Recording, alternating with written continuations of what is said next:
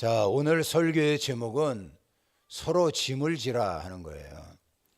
본문은 갈라디아서 6장 1절로부터 5절입니다. 지금까지 예수님께서 갈라디아서를 통하여 하신 말씀은 율법주의에 사로잡히지 말고 예수 십자가의 구속과 부활을 믿음으로 구원을 얻는 것이고, 성령 안에서 예수님의 은혜와 자유함을 만끽하면서 하나님께서 주신 구원의 감격을 가지고 성령의 능력 안에서 살아가야 한다, 이러한 말씀이었습니다. 이제 우리가 마지막 6장을 살펴보게 되는데요, 여기는 좀 더 실질적인 내용으로 우리의 삶의 현장에서 어떻게 성령 안에서 살아가야 하는가를 말해주고 있습니다. 갈라디아서 6장 1절 말씀을 보겠습니다. 형제들아, 사람이 만일 무슨 범죄한 일이 드러나거든 신령한 너희는 온유한 심령으로 그러한 자를 바로잡고 너희 자신을 살펴보아 너도 시험을 받을까 두려워하라, 이렇게 말씀하고 있습니다. 만일 무슨 범죄한 일이 드러났다, 이 얘기가 무슨 말입니까? 우리가 교회 안이나 교회 밖에서 전혀 망설임이 없이 마구잡이로 죄 짓는 사람을 종종 봅니다. 자, 그것만이 아니고요, 나를 굉장히 힘들게 하는 사람들도 있습니다. 바로 이런 경우를 의미하는 겁니다. 이럴 때는 우리는 어떡합니까? 우리의 감정을 다스리지 못해요. 그래가지고 한번 해보자는겨? 무슨 저런 싸가지가 있나? 이런 생각을 하고 홍구멍 내줘야지. 이런 판단에 지적하고 책망하고 비난하기도 합니다만, 성경에서는 결코 그것이 옳다라고 말하고 있지 않습니다. 자, 여러분들이 본문 가운데 보면 사로잡다라고 하는 말씀이 나오잖아요. 이것은 의학적인 용어입니다. 뼈가 탈골이 되었어요. 그래서 도저히 아파가지고 사용할 수 없습니다. 근데 그것을 다시 끼워 맞춰가지고 온전한 기능을 발휘할 수 있도록 만드는 것, 이게 본문에 나오는 바로 잡다라고 하는 의미입니다. 그래서 설상 상대방이 죄악덩어리, 모순덩어리라고 하더라도, 설사 나에게 씻을 수 없는 상처와 죄를 범했다고 하더라도 파렴치 몸으로 몰아세워가지고 완전히 회복 불능한 그러한 상태로 짓밟아 버리는 것이 아니라는 거예요. 우리가 누굽니까? 예수 십자가로 살아난 그러한 사람들 아닙니까? 그렇다면 온전한 하나님의 사랑으로 사람으로 회복될 수 있도록 참아줘야 되고요, 옆에서 도와줘야 되고, 그리고 함께 있어주고, 그를 위하여 강력하게 기도하는 것이, 이게 바로 사로잡다라고 하는 뜻입니다. 이 본문을 유심히 보면은요, 바로 잡으라고 하는 그 말씀의 전제 조건이 있죠. 그게 뭡니까? 온유한 심령이에요. 온유하라는 거예요. 억지로 하라는 게 아닙니다. 등대 밀려서 하라는 것이 아니에요. 온유. 자, 우리가 그 민수기서 12장에 보면 모세에 대해서 이렇게 얘기를 했어요. 모세의 온유함이 이 땅의 모든 사람보다 뛰어났다라는 표현인데요, 과연 모세가 부드럽고 온유한 그러한 심령을 가졌습니까? 애굽 사람이 자신의 동족 이스라엘 사람을 때리고 비난하는 것을 참지 못해가지고 모세가 애굽 사람을 쳐 죽였잖아요. 이 모세는 살인자입니다. 이스라엘 백성들이 금송아지를 가지고 우상 숭배하는 그 꼬라지를 참지 못해가지고 하나님께서 직접 쓰신 십계명 돌판을 땅바닥에다 내팽개쳐서 깨뜨려 버린 사람이 모세입니다. 그러니까 이 모세는 어떻게 보면 온유, 거리가 먼 것 같아요. 자, 그런데 왜 성경에서는 모세를 온유하다라고 말하고 있느냐 하는 거예요. 우리가 그것을 알려면은요, 온유라고 하는 그 원뜻을 좀 잘 알 필요가 있어요. 헬라어로 프라우스라고 하는 단어가 온유입니다. 이것은 거칠고 야성적인 동물을 잘 훈련시켜 가지고요, 언제든지 주인이 원하는 대로 만들어 버리는 거, 이게 온유입니다. 그러니까 본능대로 살아가는 거 아니에요. 예수님께서 원하신다면 묻고 따지지 말고 무조건 순종하는 것이 이게 온유입니다. 모세가 어땠어요? 모세는 거칠었어요. 한승질한 사람입니다. 그런데 하나님의 뜻이다, 하나님이 말씀하셨다 이러면 이 사람이 갖고 있는 모든 것을 내려놨던 거예요. 그런 겁니다. 주변에 있는 사람들을 정리하겠다, 자신의 판단과 자신의 배짱으로 바로 잡는 것이 아닌 겁니다. 먼저 하나님의 말씀, 하나님의 관점에서 이들을 대해야 되는 거예요. 그러면 하나님이 원하시는 관점이 뭡니까? 하나님이 원하시는 그러한 사람들을 대하는 방법이 이게 뭐냐는 거예요. 아까 본문 중에 2절과 5절 말씀을 봤어요. 자, 2절과 5절인데 2절에 보니까 너희가 짐을 서로 지라 그랬어요. 그러면 그리스도의 법이 성취된다 그랬고요. 5절에 보니까 각각 자기의 짐을 지어라 이렇게 얘기하고 있어요. 본문 속에서 짐이라고 하는 말이 2번이나 등장하는데요. 이렇게 짐을 지라고 하는 말씀을 보니까 예수님께서 마태복음 11장에서 하신 말씀이 생각이 납니다. 예수님께서 마태복음 11장에 어떤 말씀을 하셨죠? 수고하고 무거운 짐진 자들아 다 내게로 와라, 내가 너희를 쉬게 하리라 하는 말씀이에요. 진짜 축복의 말씀이죠. 이 수고하고 라는 뜻은요, 자기가 잘못해서 생긴 문제입니다. 판단 미스했어요. 하나님의 말씀에 불순종했어요. 아주 고집불통이에요. 그래가지고 일이 꼬여 빼도 박도 못하는 그러한 골칫덩어리, 이게 수고하고 라는 뜻입니다. 무거운 짐, 이거는요 타의에 의하여 강요된 감당하기 어려운 문제를 말하는 거예요.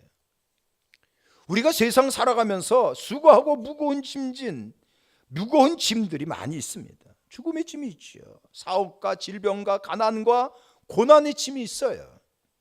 집안에서는 자녀와 아내와 남편, 그리고 시댁 친정, 여러 가지 짐들이 있습니다. 자, 그런데 이 더 안타까운 거는요, 이러한 수고하고 무거운 짐을 해결하고 맡길 곳이 없다는 거예요. 여러분들 고라니 알잖아요. 종종 우리가 길에서 죽은 고라니를 보기도 하는데, 이 사슴과에 속하는 고라니는 초식동물입니다. 아주 순해요. 그런데 이 고라니가 어쩌다가 집단에서 소외되면은요, 외로움과 반발감 때문에 무서운 맹수로 돌변한다 그래요. 그래가지고 어떤 것도 두려워하지 않고 무작정 앞으로 돌진하다가 죽는다는 겁니다. 근데 사람에게 이러한 고라니의 습성이 있다는 겁니다. 병들었어요. 실패했어요. 걱정거리가 많아서 죽을 것 같은데 누가 나를 돌아보지 않고 해결할 방법이 없다라고 판단이 들면 이게 2판, 4판, 공사판이 되는 거예요. 파멸이고 뭐가 없어요. 막 살다가 삶이 완전히 망쳐버리는 겁니다. 폭탄이 되는 거예요. 근데 뭐라 그랬어요? 예수님께서 다 내게로 와라 라고 말씀을 하셨습니다. 그러니까 무거운 짐을 지고 있는 우리를 예수님께서 초청하셨어요. 본래 하나님께서 만드신 인생은요, 수고하고 무거운 짐을 지는 인생이 아니에요. 근데 하나님께서 따먹지 말라는 선악과를 따먹었어요. 범죄해서 하나님으로부터 저주받아가지고 에덴 동산에서 쫓겨나면서 인생이 엉겅퀴가 된 거예요. 엉겅퀴 인생이 돼버린 겁니다. 하나님을 모르니까 이 마음에는 불안과 허무와 불만족과 우울증과 노이로제, 걱정, 근심에서 벗어날 길이 없어요. 꿈을 꿔도 늘 뒤숭숭하고 우한 질고에서 시달립니다. 근데 그러한 인생을 향해서 내게 나와라 그랬어요. 여러분들 문제 해결을 원한다면요, 예수님 앞에 나와야 합니다.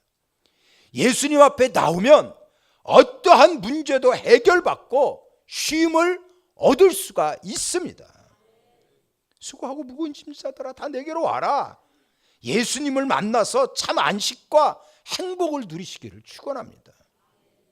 성경에 보면 한 집안의 가장이 무너졌잖아요. 그래가지고 집안이 해체되기 일보 직전에 예수님을 만나가지고 문제 해결되지 않았습니까? 38년 동안이나 질병에 골골대던 환자, 예수님을 만나가지고 병고침을 받았어요. 자, 예수님 안에 있으면 어떠한 무거운 짐이든 간에 다 해결됩니다. 이런 축복을 받으세요. 근데 우리 무거운 짐을 주님 앞에 내려놓고 쉼을 얻으려면 하나의 조건을 주님이 말씀하셨어요. 그 조건이 뭔지 아세요? 나는 마음이 온유하니 나의 멍에를 메어라 라는 말씀입니다. 멍에를 메라는 거예요. 이 멍에가 뭐예요? 짐이잖아요. 짐. 네? 자, 이 그림을 보니까 이게 전형적인 한우 아닙니까? 한우에다가 멍에를 메었어요. 눈을 보니까 아주 서글픈 눈을 하고 있어요. 삭막합니다. 가뜩이나 힘들어 죽겠는데 멍에까지 메라고 하시니 나보고 이런저런 짐에 진 눌려서 죽으라는 겁니까? 이런 섭섭한 마음을 가질 수도 있습니다. 그런데 믿는 사람들은요, 생각의 전환이 필요해요. 생각이 좀 바뀌어야 된다는 겁니다. 예수 그리스도께서 주시는 짐, 예수 그리스도께서 말씀하신 명예는요, 축복이라고 볼 수가 있어요. 제가 학교 다닐 때 보통 한 반의 아이들이 한 70명 그 정도 됐어요. 콩나물 시루 같은 교실이라고 하는 표현이 딱 맞습니다. 근데 선생님 심부름하는 아이들 보면 몇 명 정해져 있어요. 이 심부름하는 아이들 심부름을 구속이라고 생각하지 않습니다. 바보 같은 아이들을 심부름 시키겠어요? 마치 특사가 된 양 의기양양합니다. 근데 보면은요, 또 이 아이들이 학생들에게 인기도 있고요, 공부도 대체로 잘합니다. 그래서 이 어거스틴이 뭐라고 얘기했냐면요, 예수님께서 주신 짐, 멍에, 이거는 무거운 것이 아니고 하늘을 나를 수 있는 날개라 그랬어요. 날개. 세계는 짐이 될 수 있습니다만 그거 가지고 하늘을 훨훨 날아다니지 않습니까? 멍에라는 거, 짐이라고 하는 것, 내게는 날개가 되어서 나의 삶을 더 가볍게, 기쁘고 보람 있게 살 수 있게 되는 거예요. 멍에가 중요합니다. 오늘 설교의 제목이 서로 짐을 지라 하는 거잖아요. 살아가면서 갖고 있는 무거운 짐들, 주변에 너무나 힘들게 하는 여러 사람들의 무리, 이러한 짐들 어떻게 헤쳐나가야 합니까? 짐이라고 하는 것을 어떻게 봐야 하느냐 하는 거예요. 아까 우리가 2절과 5절을 봤잖아요. 자, 2절 말씀을 다시 한번 보겠습니다. 너희가 짐을 서로 져라. 그리하여 그리스도의 법을 성취하라 그랬어요. 2절에 나오는 이 짐이라고 하는 것은 바로스라고 하는 단어로 사용하는데요, 자기 짐만이 아니고 옆에 있는 사람 무슨 짐을 지고 있나 라고 살펴봐서 그 사람이 힘들고 힘들어하고 있다면 대신 그 짐을 져주라는 거예요. 나도 무거운 짐 때문에 휘청거리고 있지만 그 사람이 혼자서는 감당할 수 없는 막중한 수고, 자, 그 사람이 혼자서는 짊어질 수 없는 짐이라면 함께 져줘야 하는 거예요. 그것이 내가 사는 길입니다. 어떤 사람은 그래요.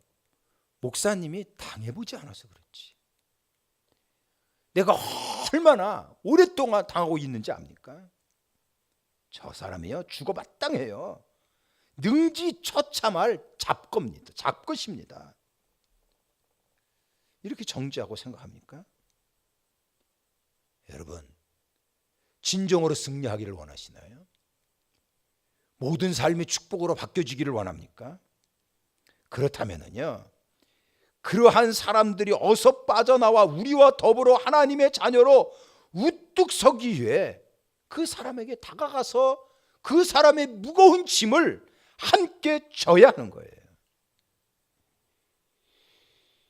이 말씀에 나오는 이 지라라고 하는 거, 이거는요, 일시적으로 딱 한 번, 어쩌다가 마음이 내키면 뭐 두세 번 도움을 주는 이 정도가 아니고요, 지속적인 관심을 가지고 계속적으로 도와주라고 하는 그러한 말씀이에요. 그래야 그리스도의 법이 성취되는 겁니다. 그리스도의 법이 뭐예요? 하나님을 사랑하고, 그리고 내 이웃을 내 몸과 같이 사랑하는 거, 이게 그리스도의 법이잖아요. 이러한 그리스도의 법의 완성을 위해서 우리는 서로가 짐을 지어주는 그러한 자가 되어야 합니다. 공동체 여러 사람들을 우리는 지체라고 표현해요. 근데 고린도전서 12장에 보면 지체에 대해서 이렇게 얘기하고 있어요. 만일 한 지체가 고통을 받으면 모든 지체가 함께 고통을 받는다 그랬어요. 생각해 보십시오. 내 이빨이 아픈데 발과 손과 머리 말짱해가지고 한밤을 아주 자유스럽게 잠을 잘 수 있습니까? 이게 이빨이 아프면은요, 온몸이 쑤시는 거예요.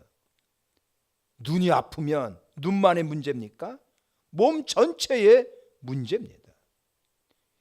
우리가 공동체 안에서 같이 지어야 될 짐이 있다면 공동체의 승리를 위해서, 너와 내가 살기 위해서 같이 짐을 지어야 하는 것, 이게 바로 그리스도의 사랑이에요.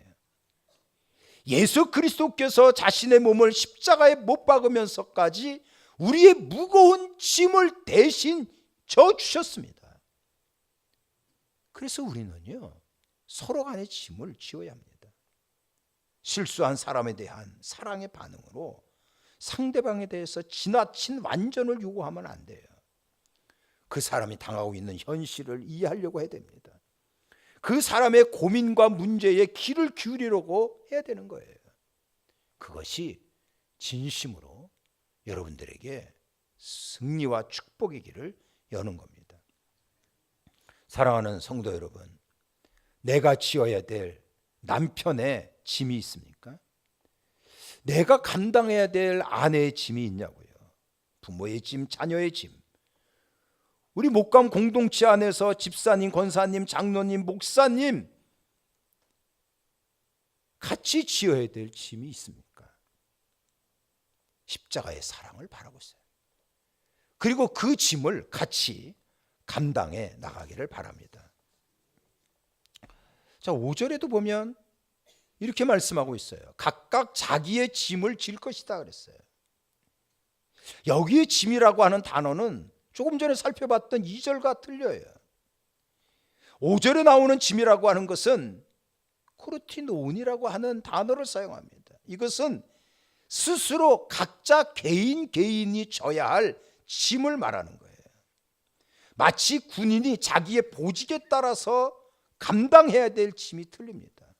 무전병은 무전기를 짊어지고 적진으로 뛰어 들어가야 돼요. 의무병은 진료 가방을 짊어지고 포탄이 쏟아지는 그 전쟁터로 나가야 되는 거예요. 포병, 입에 단내가 날 정도로 무거운 포탄을 들고 양 어깨에 짊어지고 나가야 하는 거예요. 그것을 얘기하는 겁니다. 그러니까 하나님께서 맡겨주신 사명을 묵묵하게 감당하라는 거예요.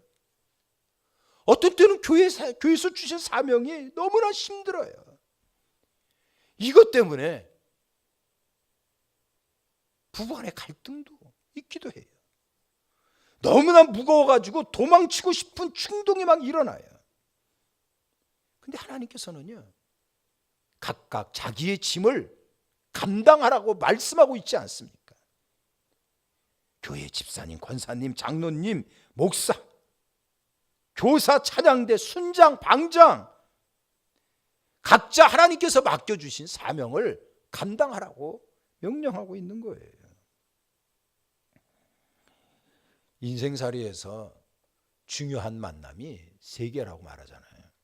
첫째 만남은 부모님과의 만남이라고 얘기하고, 두 번째 만남은 배우자의 만남이라고 말하고, 셋째는 예수님과의 만남이라고 말을 합니다.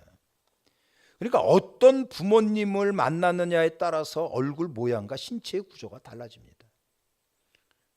꼭 닮을 수밖에 없어요. 그것만이 아니고요, 양육 환경과 교육 배경이 틀려지는 거예요. 그래서 인생의 출발에 이 부모는 많은 영향력을 끼칩니다. 근데 이거 못지않게 중요한 것이요, 배우자의 만남입니다. 배우자의 만남에 따라서 이게 중반기, 후반기의 인생이 틀려지는 거예요. 그래서 대통령을 만나면 영부인이라고 불러주고, 사장을 만나면 사모님이라고 말하는 거예요. 깡패를 만나면은요, 깡패 새끼 마누라라고 얘기하는 거예요. 근데 진짜 중요한 거는요, 마지막 예수님과의 만남입니다. 왜 그러냐면, 예수님과의 만남을 통해서 우리는 영원한 하늘나라를 들어갈 수 있는 거예요. 더군다나 예수님과의 만남은요, 이 세상을 살아가는 동안에 감당하기 무거운 그러한 짐들을 예수님께서 대신 짊어지심으로 우리에게 풍성한 삶을 누릴 수 있게 만드는 거예요. 예수님을 만나십시오. 예수님께서는 나를 위하여 십자가에 달려 죽으시고 사흘 만에 부활하신 나의 구세주, 내 인생의 절대적인 주권자라고 하는 그러한 믿음을 가지고 예수님을 만나십시오. 그리고 예수 그리스도를 본받아서 서로 간의 짐을 지셔야 합니다. 또한 각자의 짐을 지셔야 돼요. 그러면 우리 하나님께서 크고 놀라운 축복을 내려주십니다. 큰 축복의 사람이 되는 거예요. 지금으로부터 한 5,000년 전에 중국 사람의 조상들이 한자의 원형인 상형 문자를 만들 때의 이야기를 합니다. 이들이 모여가지고요, 크다, 이러한 뜻의 글자를 만들려는데 어떻게 표현할지 몰라가지고 서로들 오랫동안 의논을 거듭했어요. 근데 이게 쉽게 결론이 나지 않습니다. 재물이 많은 사람이 큰 사람인가? 아니면 권력이 많은 사람이 큰 사람인가? 자녀들이 많으면 큰 사람인가? 의논의 의논을 거듭한 끝에 결론을 내렸어요. 무거운 짐을 등에 지고 있는 사람, 그 사람이 크다라는 얘기입니다. 그래서요, 한자를 보면 이게 사람 인자잖아요. 이 사람 인자에다가 마치 멍해와 같은 날 일자를 갖다 붙였더니 이게 큰 대자가 됐다는 거예요. 여러분들 축복된 미래를 보장받은 우리들입니다. 그렇다면 큰 자의 삶을 살아야 돼요. 그게 뭡니까? 어려운 지체를 돌아보세요. 그리고 사명 감당 제대로 하십시오. 그래서 이전보다 더 큰 영광을 보는 하나님의 축복의 사람이 되기를 주의 이름으로 축원합니다. 축원합니다. 이제는 우리 구주 예수 그리스도의 은혜와 하나님 아버지 극진하신 사랑하심과 성령님의 위로와 교통하심이 예배드린 우리 모두에게 영원히 함께하옵기를 간절히 축원하옵나이다.